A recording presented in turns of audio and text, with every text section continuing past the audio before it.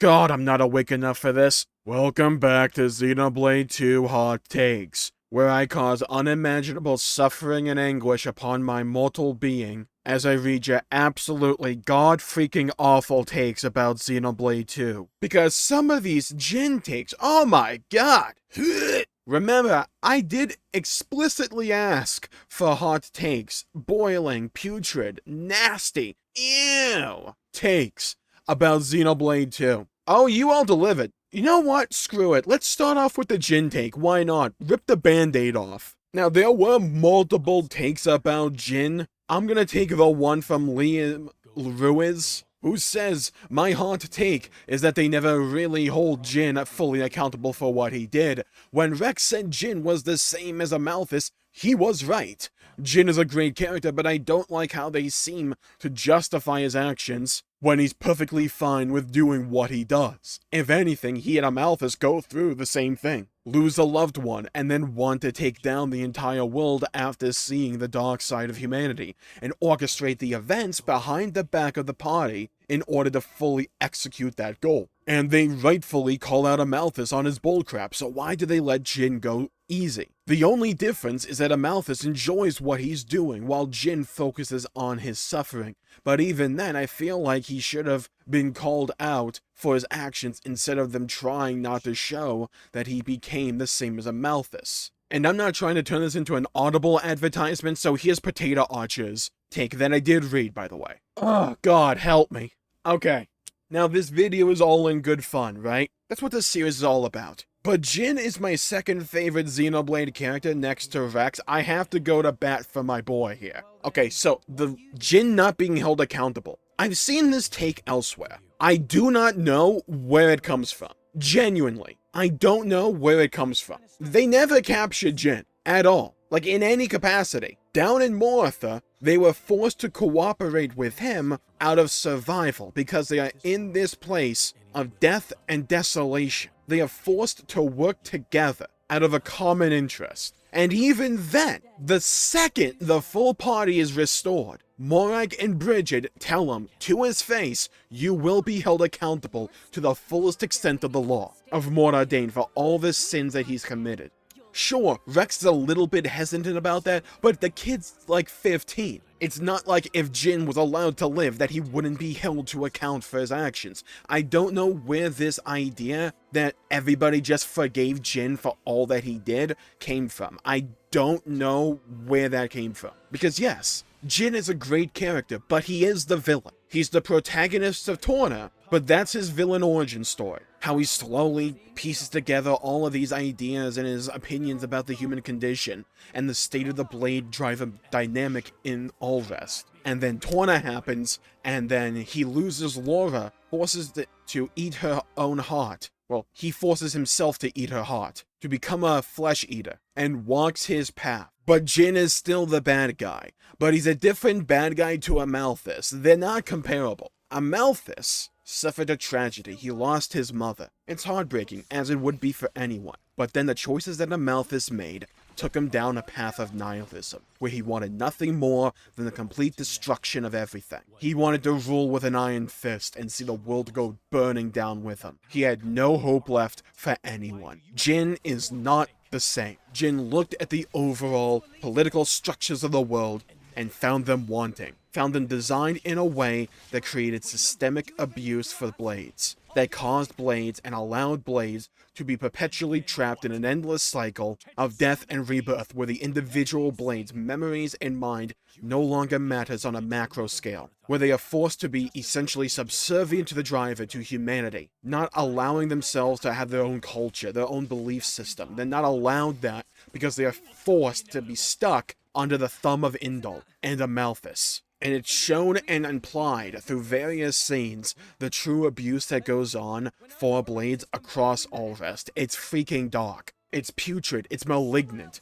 Jin recognizes this, he sees this, and he also sees that the hatred of man and the evil in a lot of people's hearts can bring down even the righteous people, the ones of pure heart, who are loving and compassionate and empathetic, people who are truly great people like Laura. how they can be even struck down, swallowed up in a cycle of hatred and persecution. Jin sees this, he internalizes this, and he realizes this cannot be allowed to continue. The systems that are in place in society are too morally apathetic to the human condition and human dignity that they cannot be allowed to be perpetuated any longer. They need to be ripped out through the roots, dragged into the sun, and burned. Malos and Torna wanted nothing more than to just destroy the world because that's how he was programmed, that's how he was raised by Amalthus. He was imprinted with Amalthus's nihilism, but then he grasped onto Jin's ideals and what Jin was saying. Because you want to know the difference between the party of Torna, Jin, Malos, Mikhail, Petroka, and the sussy glasses boy, and the cast of Ouroboros from Xenoblade 3, it was the methodology. They wanted very similar things. They both recognized the intrinsic cycles and systems instilled upon the entire world and social order by society itself, and they both recognized and were cognizant of the fact that these systems cannot be changed internally. They cannot be changed within the system that they're in. Those systems fundamentally had to be overthrown. That was what the party of Torna for Xenoblade 2 and the party of Ouroboros in Xenoblade 3 both had in common. The difference was how they did it, and also the intention being the critical one. Jin, Malos, and the rest of them were able to give in to the nihilism fueled by a righteous motivation, but were willing to put the entire world to the sword to achieve it.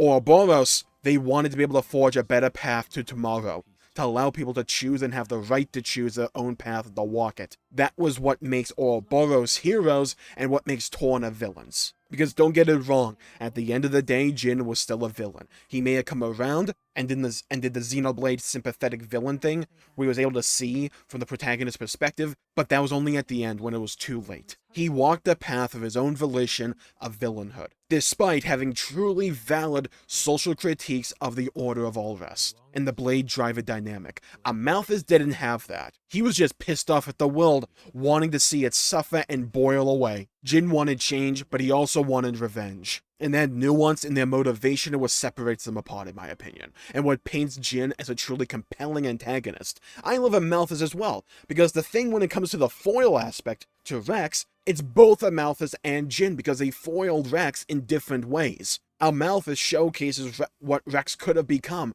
had Rex be selfish and not have his ideals that he does. He could have become just like Amalthus and used his master driver capabilities for ill, for malice, and for evil. But he didn't. He chose to allow other blades to walk their own path, to not be pigeonholed by society's rules any longer. Jin showcases what Rex could have become had he given in to his despair and hopelessness that he faced throughout the journey, whether it was from his parents' deaths all those years ago, or Vandam's, or Fanlanorn's, or even when Jin and Malos took Pyra away. At any one of those moments, Rex could have given in to his despair, to his self-hatred and doubt. He could have walked away and was going to. He was going to walk a path akin to Jin, that he believed he had to walk alone. He was going to walk down that same path. This is one of the underlying themes of Xenoblade Chronicles that a lot of people miss out on, because none of the protagonists would have been able to do it themselves. Every one of them was walking down the path of their villain foil counterpart. Shulk with Aegil,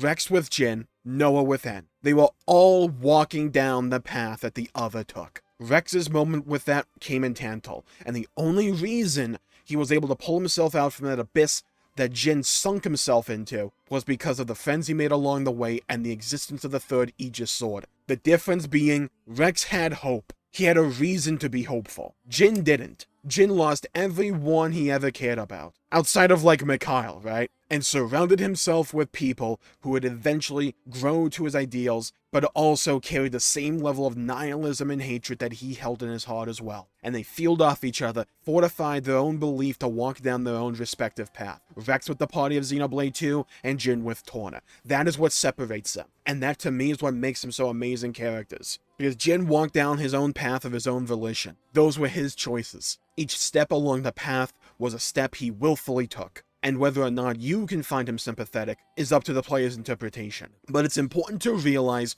Rex is not supposed to be a self-insert protagonist. He is not supposed to echo your ideals or your beliefs or your perspective or your preferences. He has his own, and he's just an idealistic kid who dreams of Elysium, who dreams of a better tomorrow. And in order to keep that dream alive, in order to keep that hope for tomorrow alive, he has to believe that even the worst of us is capable of redemption, is capable of choosing to abandon the path they willfully walked of their own, to walk a new one, a better one, side by side with everyone else. And at the very end of it all, Jin was willing to. That doesn't justify what he did before. It doesn't atone for what he did before. But what it showcases, which is one of the underlying aspects of Xenoblade 2, is that people can change, and that people can have the capability to choose to at least begin walking a different path. Sometimes people walk that different path with time to spare and are able to forge a new life, and sometimes it's right before they die. But they chose a different path all the same. Don't worry, when we get to the later chapters in the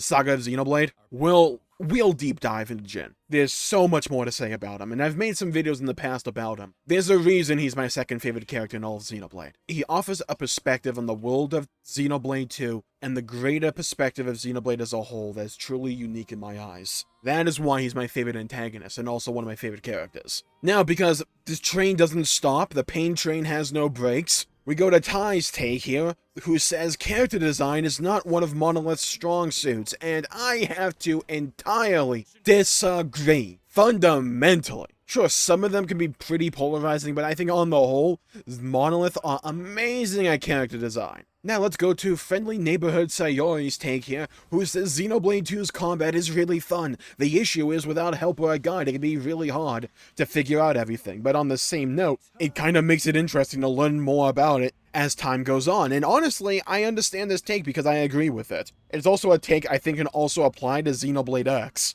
The combat is really fun in 2. It's one of my favorite combat systems in all of Xenoblade. I love the synergy there is between outside of a chain attack and inside the chain attack. How you're spending all this time to build up various elemental orbs on the enemy to pop them in the chain attack. It's very satisfying and rewarding to me because it's predicated on a system about making moment-to-moment decisions that can affect you in the immediate future, but they're also leading towards something more grand in the combat, like popping them all in a chain attack to try and get a full burst. I find that really compelling and fun and interesting. Could it be conveyed better? Absolutely. Could the guides in Xenoblade be better? Absolutely. I made an entire video about how I think they need to make the beginner experience for a Xenoblade game, especially for the combat, far better and more interesting. That's not just a bunch of text boxes that, let's be honest, no one's going to read. And now for our final take of the evening. JV says it did town areas, referring to Xenoblade 2, better than 3. 3's colonies really suffered from quantity over quality and quickly blended together for me. And I never really thought about this, but I agree. I think the problem that 3's colonies suffered from was a sense of scale, where if you looked at the concept art in the art book for Xenoblade 3, dude, these colonies are like massive.